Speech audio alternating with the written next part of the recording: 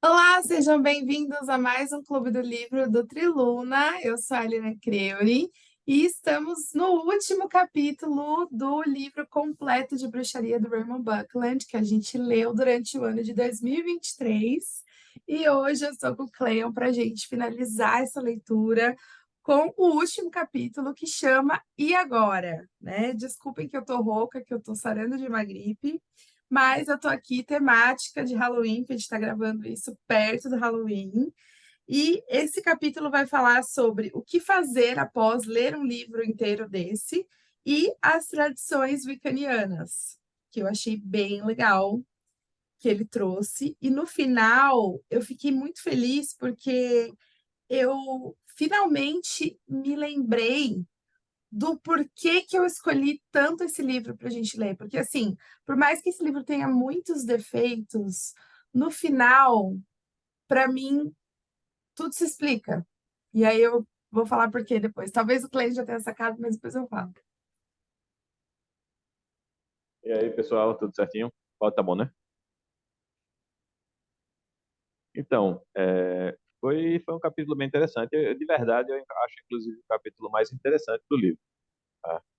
No contexto de trazer informações e de abrir realmente para você entender as possibilidades. Claro que essas possibilidades elas ficam bem centradas, né?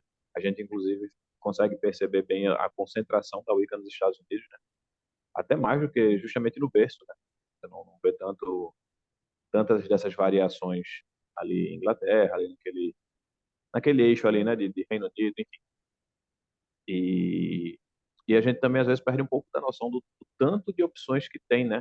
Porque a gente fica tão focado, é tão comum a gente escutar, é gardneriano, é eclético, que você esquece que existe ainda, né? Tudo bem que ali nem todas são tradições Wicca, né? Alguns ali eu acho que foge um pouco, mas está dentro de um contexto de bruxaria coletiva, de um contexto de grupo, de ensinamento, de transmissão de ensinamento, enfim. Acredito que foi muito rico nesse sentido. Exatamente. Eu fiquei pensando sobre isso também. A gente fica tão focado em Gardneriana e Alexandrina, são as únicas opções da Wicca. Não, tem outras opções aqui, talvez a gente não conheça no Brasil, ou não tenha, ou enfim, né? E aí ele traz outras tradições aqui para a gente entender que a Wicca Gardneriana não é a única opção, né? E aí ele traz essa introdução de que ele trouxe portas-vozes de outras tradições.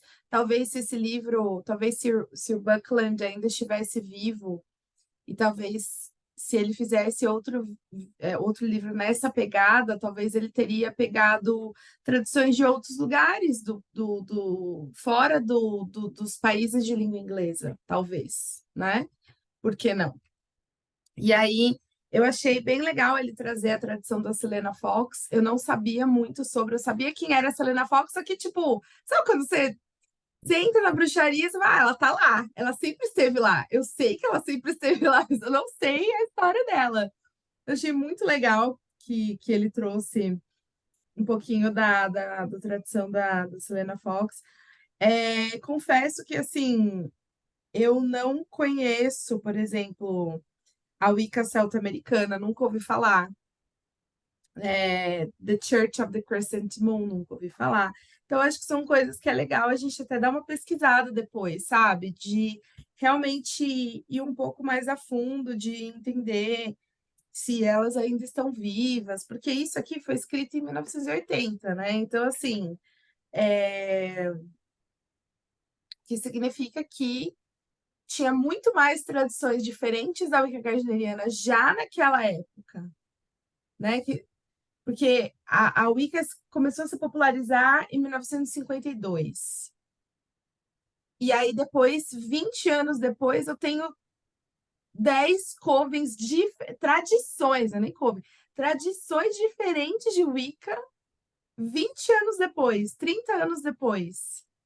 Ou seja, o que a gente tem hoje de tradições ainda mais diferentes e diversas é muito maior, com certeza, né? É um número muito maior. Se 30 anos depois já tinha, no mínimo, 10 tradições diferentes de Wicca, como a gente conhece, imagina hoje, né? E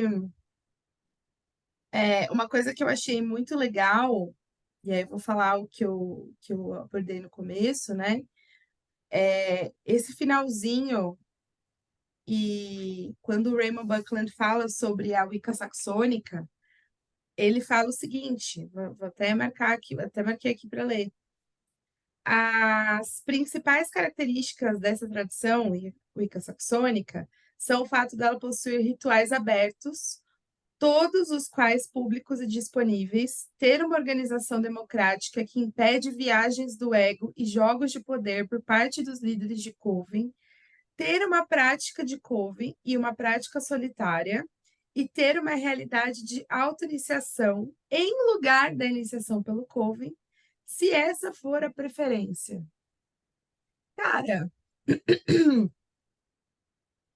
por mais que a gente não siga os deuses saxônicos na Wicca, no Brasil, porque o pessoal no Brasil prefere ir para as tradições nórdicas quando trata de deuses saxões do que ele vai falar aqui, não necessariamente lidam com Freia, enfim. Por mais que a gente não lide com esses deuses, a Wicca saxônica ela é a mais próximo do que a gente faz de Wicca no Brasil. Sim. E eu achei isso muito legal, porque assim, o Triluna, ele é muito parecido com essa descrição aqui. Rituais abertos. Se você quiser fazer uma auto-iniciação, você faz. Se você quiser fazer uma iniciação em come, você faz. Cara, é muito legal a contribuição que o Buckland trouxe para a bruxaria. Eu fico pensando, cara, o Alexander Sanders se chamava o Rei das Bruxas. Beleza, ele foi depois do Garner. Ele quis assumir esse título. Só que, cara, o Rei das Bruxas é o Buckland, porque ele trouxe ele abriu um precedente, abriu uma porteira. Acho que é por isso que talvez ele é odiado por alguns, né? Ele abriu uma porteira de que, cara, se você quiser se auto-iniciar, você pode. Você não precisa de um sacerdote para exercer a sua fé. Eu acho isso muito relevante, né? E hoje em dia ainda tem gente falando que não existe auto-iniciação. Meu amor, vai ler os livros. Tá escrito aqui, né?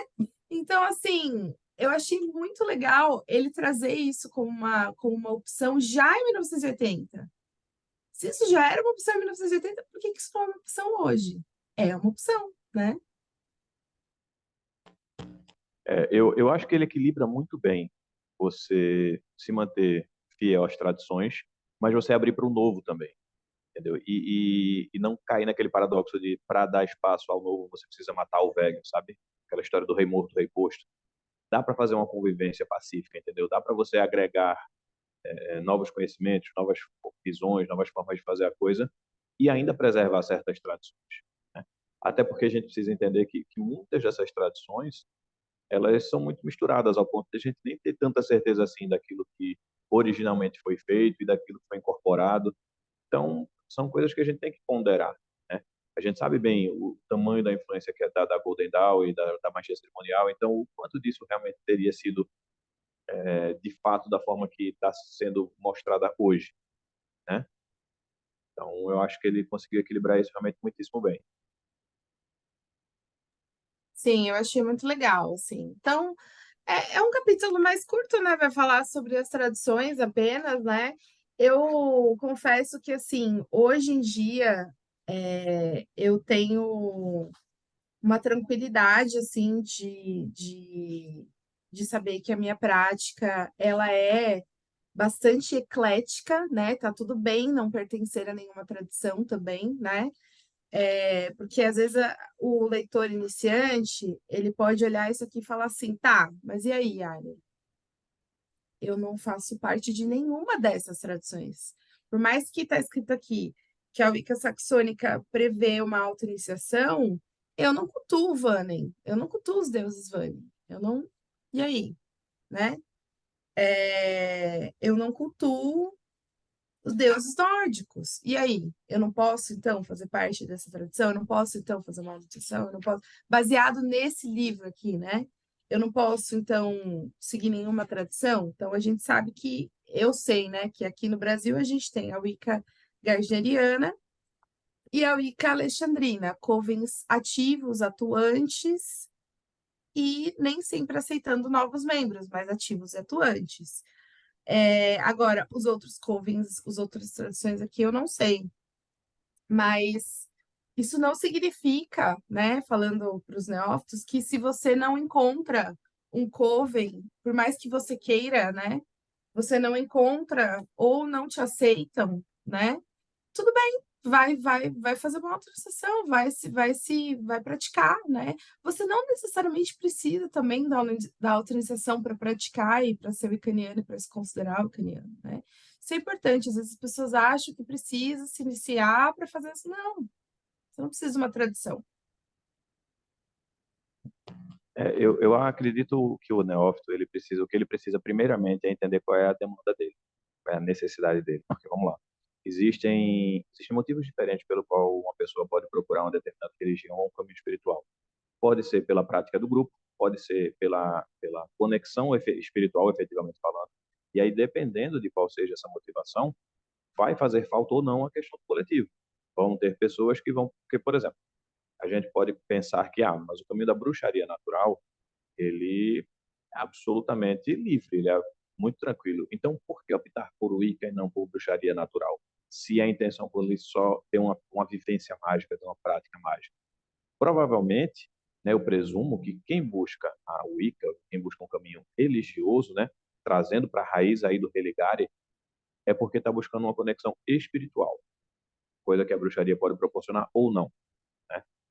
E essa conexão espiritual, ela pode ser sim uma conexão direta, mas ela também pode ser uma questão grupal, até porque a gente sabe que muitas dessas pessoas acabam saindo de uma prática de igreja, e a gente sabe como é que é um coletivo de igreja. Então, esse coletivo e esse fazer parte de uma comunidade pode sim fazer falta para essas pessoas.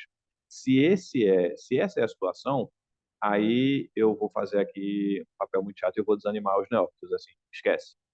Você não vai achar isso da forma que você espera. Principalmente, vamos lá, a gente está falando aqui do Brasil todo.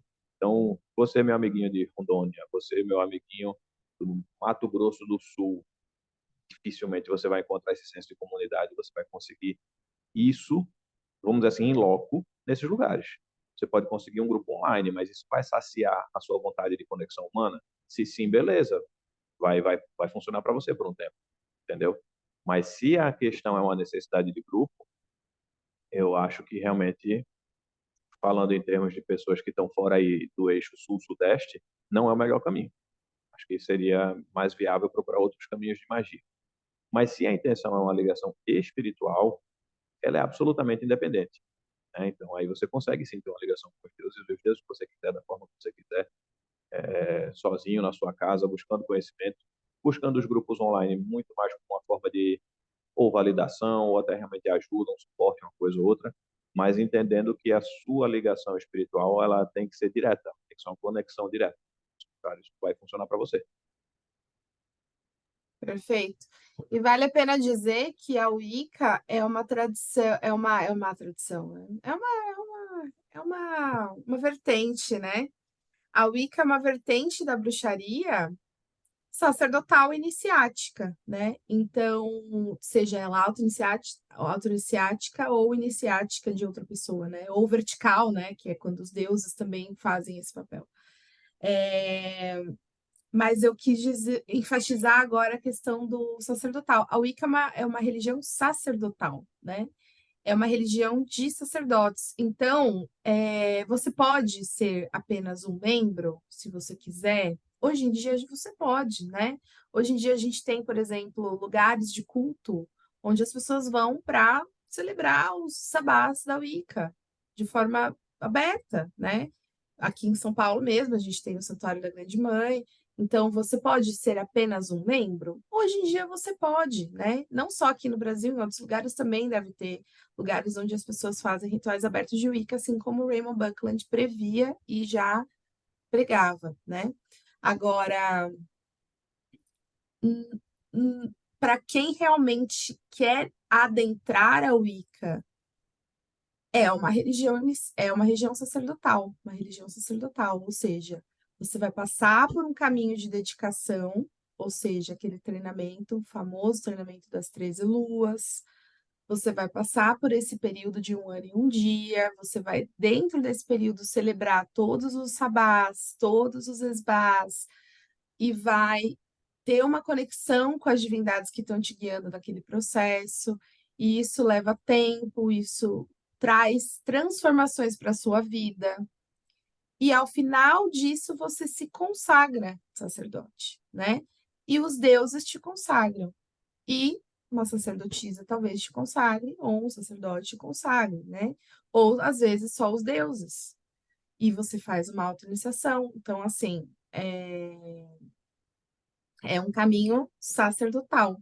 Você pode ser só membro? Pode ser só membro, porque às vezes a pessoa se identifica com a Wicca como a sua religião de maior identificação, mas não se inicia necessariamente porque não sente a necessidade de se iniciar ou não quer colocar ali nenhum compromisso para si. Perfeito, não tem problema, né?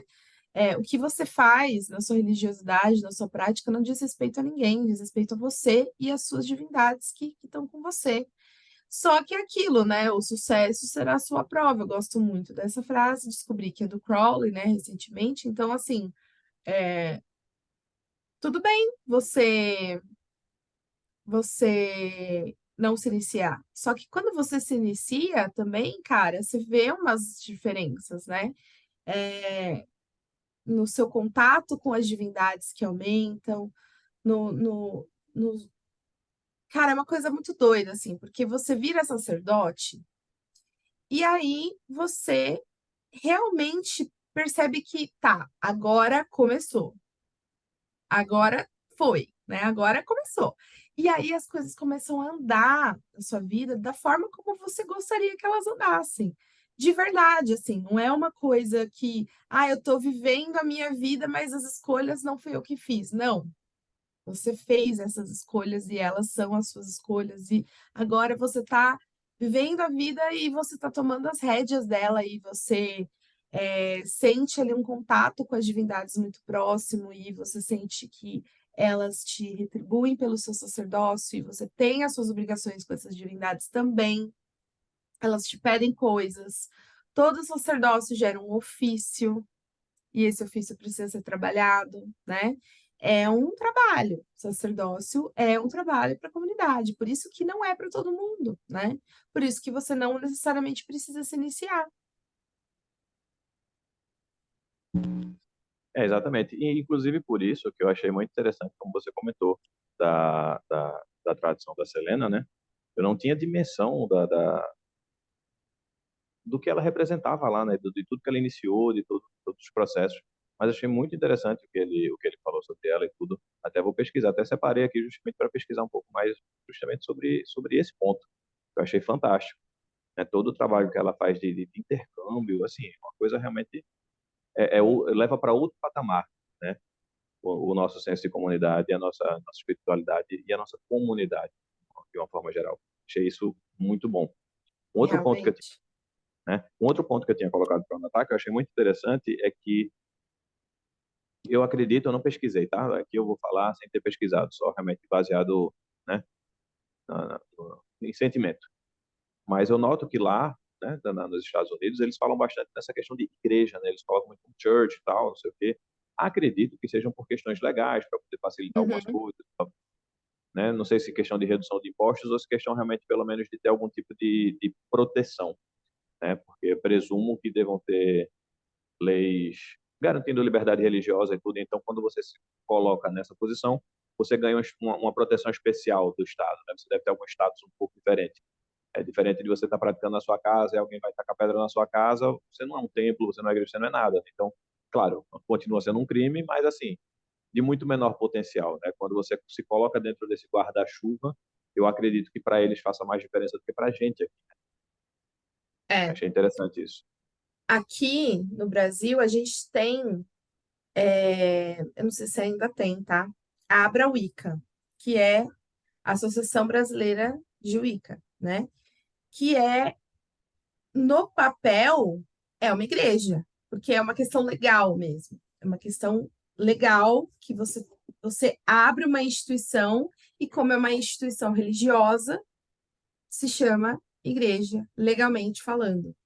Então, sim, né? Mas eu entendo também que a gente quer fugir desse nome, né? Igreja, a gente quer fugir desse nome, mas legalmente ela é igreja, né? Só que é uma proteção, como você falou, né?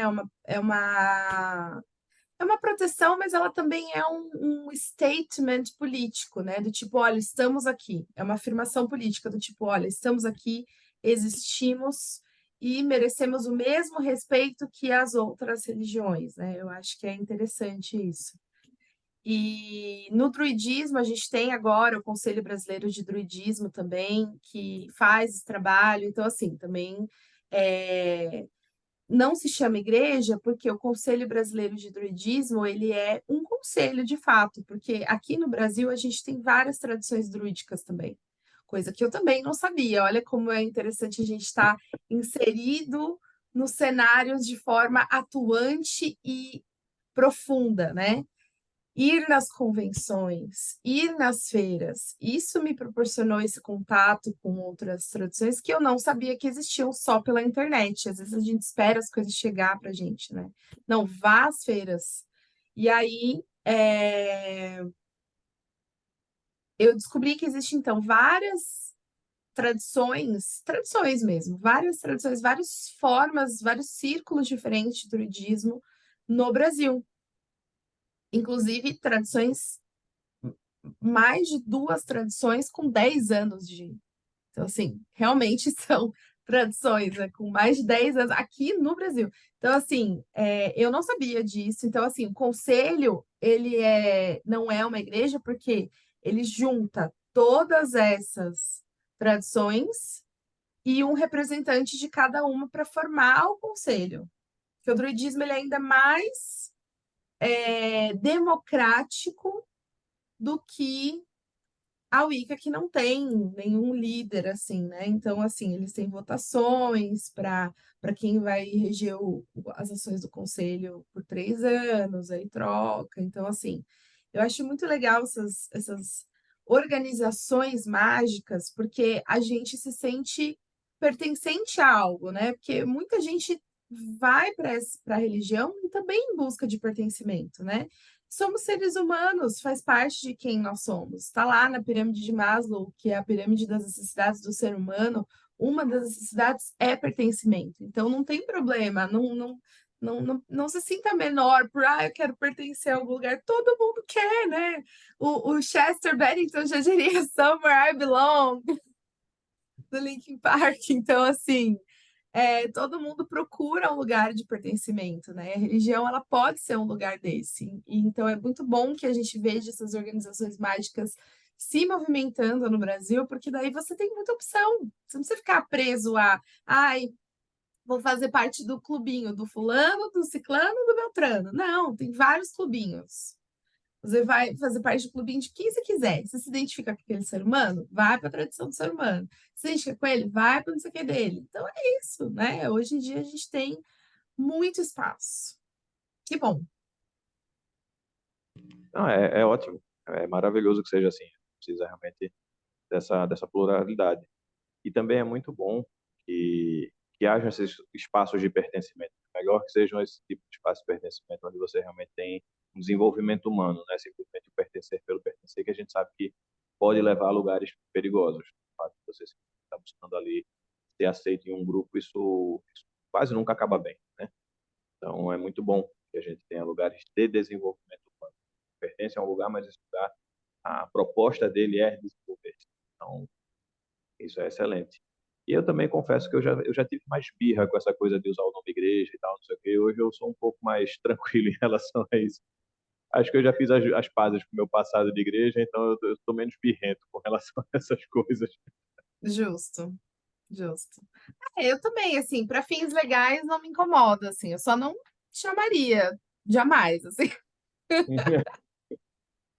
Muito bom. Eu acho que é isso, né? Esse capítulo ele é menorzinho, é o último capítulo, né? A gente acho que falou bastante, né? Aproveitar esse momento para falar que caso você goste do Triluna, a gente está agora, né, 2023, a gente está abrindo a turma de ano um para 2024, mas que começa em 2023. Então, agora as inscrições estão abertas para o que a gente chama de, na prática, de círculo externo, que é onde você vai ter o período de dedicação de um ano e um dia, 13 luas, online, e aí tem um encontro por mês, mas você vai ter também todas as lições para fazer ao longo desse um ano, e a tutoria da Ailiran, né?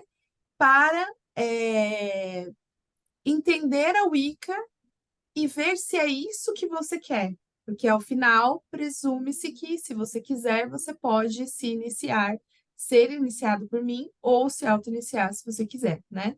Então, nesse processo, a gente vai estar junto pela minha tutoria nas aulas online e também pelos exercícios, onde vocês vão me mandar os exercícios, vão ter a minha tutoria, para que vocês passem por toda a liturgia da Wicca e por todo o beabá mesmo, para que vocês vejam se é isso que vocês querem, sim, não, se quiserem, vamos se iniciar. Ah, Helena, quero que você me inicie. Ótimo, vamos organizar. Ah, Helena, não necessariamente você pode me iniciar, eu posso me auto-iniciar, ou então rola uma iniciação vertical, os deuses intervêm e aí eles falam, não, eu vou iniciar você, e aí é isso aí.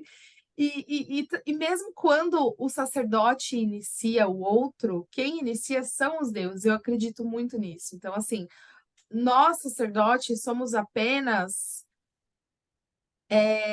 veículos, somos apenas vessels, como fala isso em português? Somos apenas receptáculos, né? Para que a divindade trabalhe através de nós, né? Então, mesmo quando você recebe uma iniciação de um ser humano, eu acredito que existe ali uma divindade por trás que está fazendo esse trabalho de iniciação, a menos que seja uma iniciação teatral, que às vezes tem, né? Aquela coisa assim, sem sal, aquela coisa que você, pô, você não sente a transformação, você não sente a mudança, você não, pô, aí é triste. Aí, não sei, nunca passei por isso, mas deve ser triste, né? Pra falar que eu nunca passei por isso, batismo, né? Batismo você não sente nada, batismo é aquela coisa que você fala, e aí? Tá. Realmente você não. Bom, vou falar de mim, né? Eu não senti nada, assim. E aí? Mudou alguma coisa? Não. Inclusive, até por conta disso, né, posso estar falando besteira, mas acredito que não, até por conta disso que os neopentecostais, até os pentecostais mais tradicionais, vêm com aquela coisa do batismo do Espírito Santo, né? Então, aquele batismo inicial que você faz é o batismo formal, e aí você fica aguardando aquele batismo do Espírito Santo quando você vai ganhar o, o seu morfador e você vai ganhar o seu poder especial, né? Basicamente é isso. E aí, em tese, esse é o verdadeiro batismo, né? Que é quando você ganha Faz lá seu. sentido? Faz sentido? O Faz problema é que às vezes a sentido. criatura passa uma vida e não rola, né? E outra, né? Eu tô falando de um pessoal pentecostal. Tipo, se você está falando de um batista tradicional, está falando de um presbiteriano, não vai rolar nunca. Mas a gente sabe por que que não rola, né? Tipo, algumas pessoas não é pra estar ali. Então, caminho é outro. O que você tá fazendo aí? Fala disso. Às vezes a pessoa sabe disso também, Verdade. né? Então, assim, só vem daquelas proselitismo, né? Vem pra bruxaria. Muito Não, bom. é engraçado, assim, eu já contei essa história em alguns momentos, nos círculos mais íntimos, mas eu vou abrir aqui um pouco, né, para a internet. Mas eu sou filho de um sacerdote de matriz afro, né? O meu pai biológico, ele faleceu, inclusive, e tal. E quando ele faleceu, eu recebi o chamado. Eu educadamente recusei, porque realmente a matriz afro não é uma vertente que eu tinha afinidade. Assim, os dogmas não me interessam muito. Acho que tem algumas coisas nos dogmas que são muito restritivas, então não era para mim, entendeu? Mas recebi o chamado. Eu tinha, vamos dizer assim, tinha caminho para isso. Eu que realmente Uhum, optei por não sim. seguir essa linha. Mas também já É, estava bem claro. Também já estava bem claro, e até papai, antes de morrer, papai tinha me falado, ó, não é na igreja. O caminho não é na igreja, você tem outro caminho, você tem outro caminho.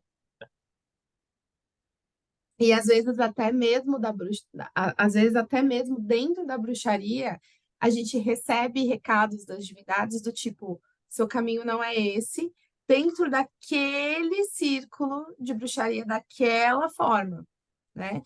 Porque existem muitas vertentes. Então, às vezes você está insistindo ali num caminho de bruxaria que você fala assim, poxa, mas eu tô aqui, mas nossa, tal coisa me incomoda, tal coisa me incomoda. Cara, vai conhecer outros bruxos, vai conhecer outras coisas, né? Porque você não precisa ficar preso às pessoas. Hoje em dia a gente fica muito preso a nomes, a tradições, a pedigrees, a pessoas. Não, te incomodou? Vai para outro lugar que você gosta, porque existem muitas bruxarias, né? Então, até mesmo dentro da bruxaria, você pode perceber que às vezes não é esse lugar ali. E aí você fala, nossa, mas é bruxaria, é tudo que eu sempre quis, mas não é. Às vezes é outro lugar. Eu acho até que, de uma certa forma, a questão da internet atrapalha um pouco isso, sabe? Porque há uns bons aí, 20, 25 anos, nessa faixa mais ou menos, quando eu estava no processo de sair da igreja, eu busquei outros caminhos, mas literalmente outros caminhos. Então, eu frequentava um templo budista, porque realmente o processo de meditação lá foi que me ajudou muito a me equilibrar na minha adolescência. E aí, busquei judaísmo, busquei islamismo, saí buscando entender, busquei matrizes afro. Eu não frequentei meses a fio, mas eu frequentei alguns desses lugares para ver como é que era a sintonia, ver se a energia batia, como é que eu me sentia dentro daquele local, como é que eu me sentia com aquela doutrina, com aquelas informações. Alguns eu tive um pouco mais, um pouco menos de afinidade, alguns faziam um pouco mais, um pouco menos de sentido. Então, de alguns eu me afastei imediatamente, de outros eu ainda tentei me aprofundar um pouco, mas foi um processo exploratório. Eu acho que às vezes as pessoas dão saltos de pressa e perdem essa questão de exploratório. Você explora um pouco mais as possibilidades, sendo assim, pode ser que você morra amanhã? Pode, mas a lógica diz que não, né? A tendência é que você tenha uma vida um pouco mais longa, se tudo der certo. Então, não tem para que também viver. Né? Inclusive, tenho muito essa pressa, né? Eu tenho muito essa frase, né? Não tenha pressa, mas não perca tempo. É a frase da minha vida, entendeu? Então, eu acho que Justo. dá para a gente fazer as coisas com algum nível de calma, sem desespero, entendeu? Isso não significa que você vá simplesmente deitar, descansar e perder tempo. Não, mas dá para fazer as coisas um pouco mais de calma, um pouco mais. Conhece outras vertentes, entende ali qual contexto você está inserido. Se você der a sorte de primeira você já chegar num lugar e dizer assim, não, estou em casa, dá aquele quentinho no coração e você dizer assim, não, aqui realmente eu não, nem quero procurar mais porque eu cheguei na minha casa, maravilha. Mas se não for, procura com calma, pô. Muito bom. E aí, uma coisa que vale a pena dizer também é que às vezes as pessoas ficam procurando o momento certo para se dedicar, para se iniciar, falar, eu vou precisar de muita dedicação para isso, vou precisar de muita dedicação que agora eu não consigo. E aí fica postergando isso. Não vou iniciar a dedicação, não vou iniciar a dedicação, porque não é o momento certo, porque não... Cara, não existe momento certo. Eu falo assim, por experiência própria, o momento é você que faz, é você que arruma espaço na tua agenda e prioridade para isso. Por quê? Quando eu me dediquei, eu trabalhava das 7 às 6h30, das 7 da manhã às 6h30. Depois eu ia para a faculdade direto, das 7 às 11, voltava para casa meia-noite e eu fiz o período de dedicação. Todo dia era isso. E eu fiz o período de dedicação de um ano e um dia, e sem pular sabá, sem pular esbarra, fiz tudo. Como? Que eu queria muito. Aquele era o momento para mim, e eu vou me dedicar, eu vou me iniciar. Eu queria muito, né? Então, era um momento caótico da minha vida, não tinha tempo entre uma coisa e outra. Só que eu me propus. Então, nos intervalos eu ia lá, eu estudava, ia lá, meditava. Quantas vezes eu me lembro aqui de estar meditando na faculdade e aí alguém vir me incomodar. Então, assim, sabe?